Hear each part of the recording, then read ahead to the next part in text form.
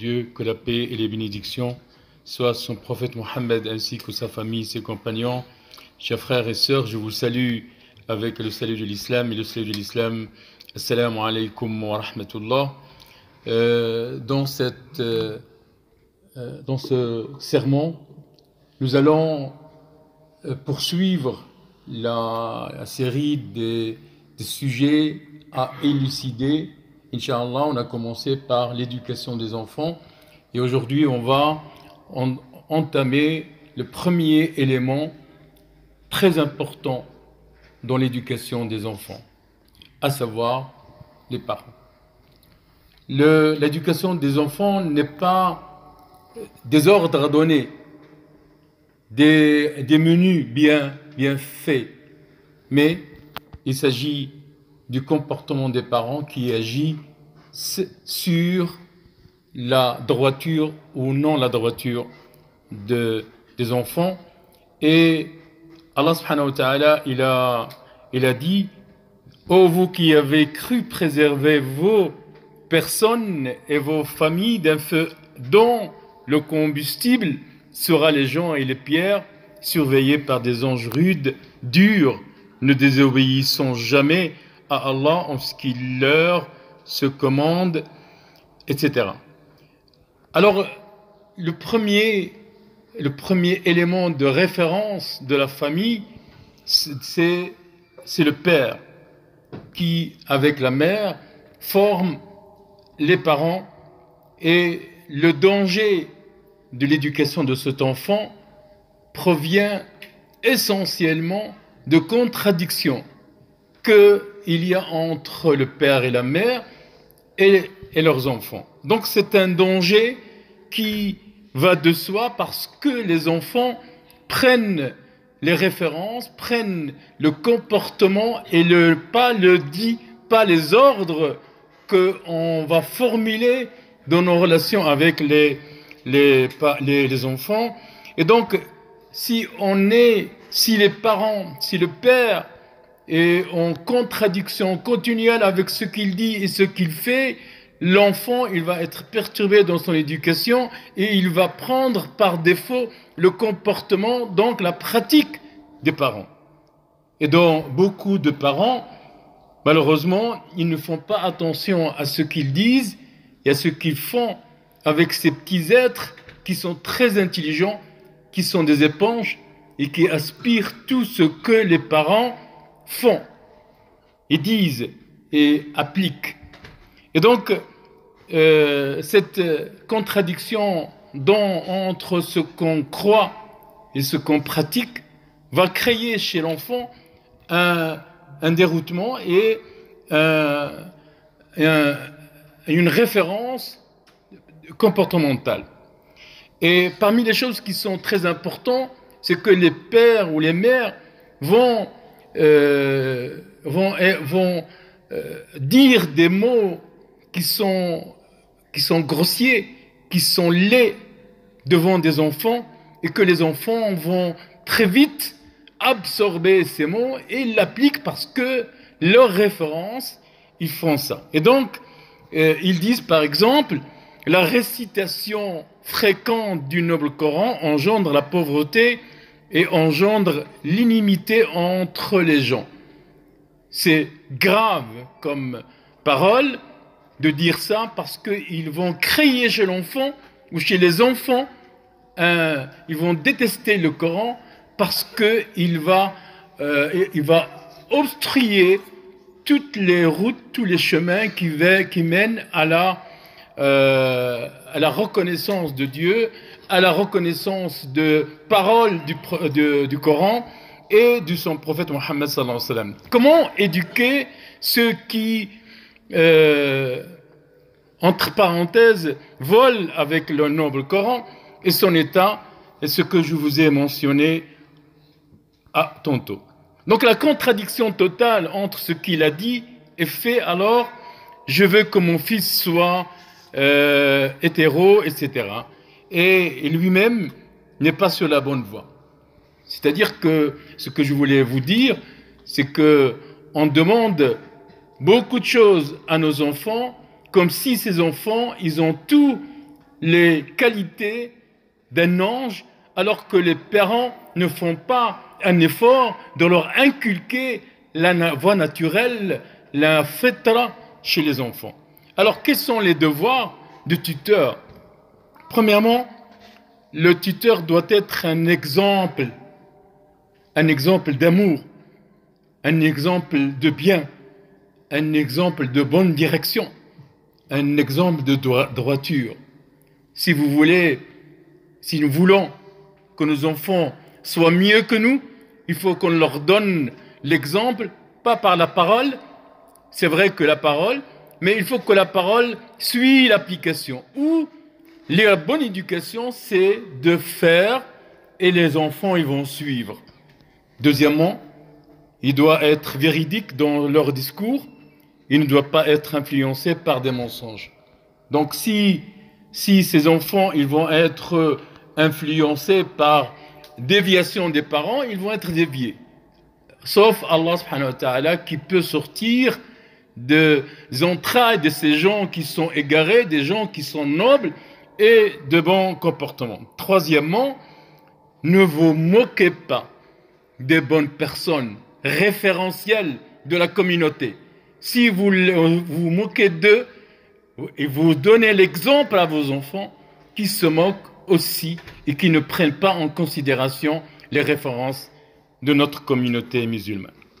Car ils vont détester, ils vont renier leurs références, ils vont être compliqués de dire que moi je suis musulman, je suis musulmane, alors qu'on a les exemples, ce sont les savants, ce sont les prédicateurs, ce sont nos prophètes, que paix soit sur eux, afin qu'ils soient épargnés et sauvés de la déviation et de la décadence comportementale. Quatrièmement, évitez, s'il vous plaît, évitez de donner pour avoir la paix, parce qu'on est fatigué, parce que, pas de problème, alors donner la voie pour aller sur Internet sans aucun regard, aucune supervision, aucune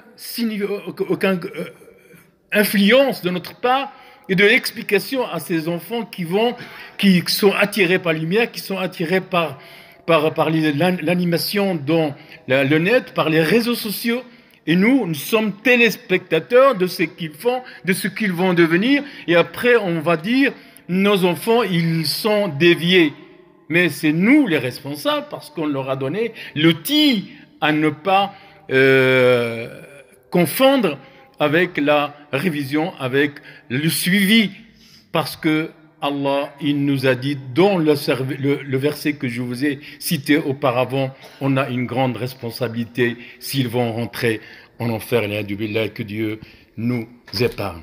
Quand on sait que chaque foyer, il y a des télévisions, il y a des chaînes, des multitudes de chaînes, et qu'on ne va pas donner la liberté totale aux enfants de choisir leurs films, leurs cartoons, comme a dit notre imam. Il faut rester avec eux, leur donner une éducation de principes fondamentaux, que vous soyez là ou pas, ils vont choisir eux-mêmes les bons films qui respectent leur intimité, leur religion, leur comportement islamique. Et donc, attention aussi aux chaînes et à leur donner la liberté totale de faire ce qu'ils veulent. Cinquièmement, assurez-vous de les inscrire. Le frère, il a dit de les envoyer dans les pays islamiques. Nous avons ici notre propre institution coranique. Et donc, il y a dans chaque mosquée, il y a des écoles islamiques où on peut leur prodiguer de mémoriser le Coran, la sunna du prophète sallallahu alayhi wa sallam, et qui vont être des citoyens responsables, fiers de leur religion. Ça, c'est pour les pères, les mères aussi, parce que dans l'éducation, comme je l'ai dit, ils sont deux à avoir la responsabilité absolue, en l'occurrence les pères et les mères. Et les mères, la mère, c'est une école. Si vous la préparez, vous préparez un peuple de bonne droiture, de bon comportement. Donc c'est la mère qui est prête à aider, à éduquer les autres dès son plus jeune âge. Elle doit donc être prête à être idéale et à jouer un rôle actif dans l'avenir de leur progéniture. Son devoir, particulièrement élever sincèrement des enfants et faire de cela une priorité absolue. Nous vivons dans une ère qui est pleine de contraintes, pleine d'obligations, et vous allez voir dans le futur des changements, des définitions pour tronquer, pour corrompre cette communauté musulmane et cette humanité en général. Et donc il faut les accompagner dans la maison, dans l'école, dans votre promenade, etc. et de leur communiquer notre religion par la parole, bien sûr, et le bon comportement, de donner l'exemple que nous sommes fiers de notre religion. Troisièmement, habituer l'enfant au rappel de Dieu.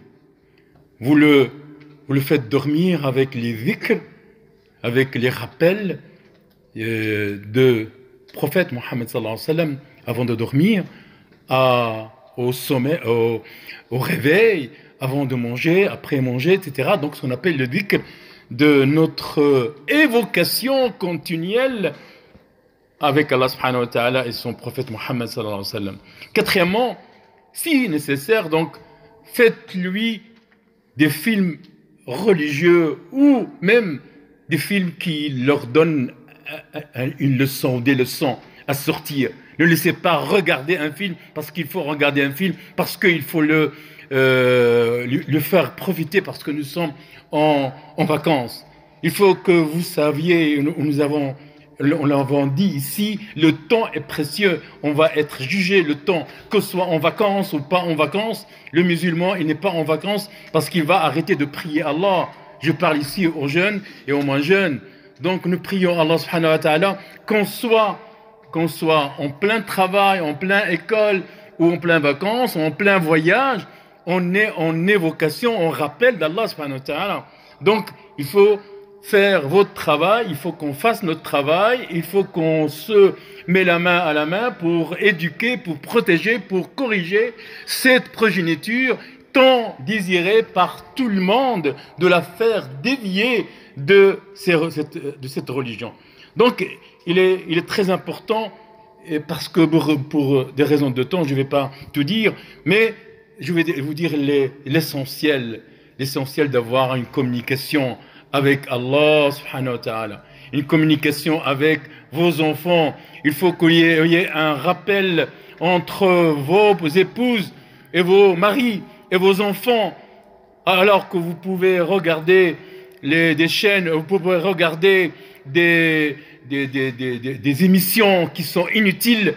Regardez ce qui se passe autour de vous et inculquez-le, réveillez vos sens, réveillez vos responsabilités, réveillez cette responsabilité qu'Allah subhanahu wa ta'ala nous a donnée envers nos progénitures, leur donner l'amour, l'attention, l'affection, aussi parfois être ferme avec nos relations avec les enfants, puisqu'ils sont devenus des rois, des enfants rois.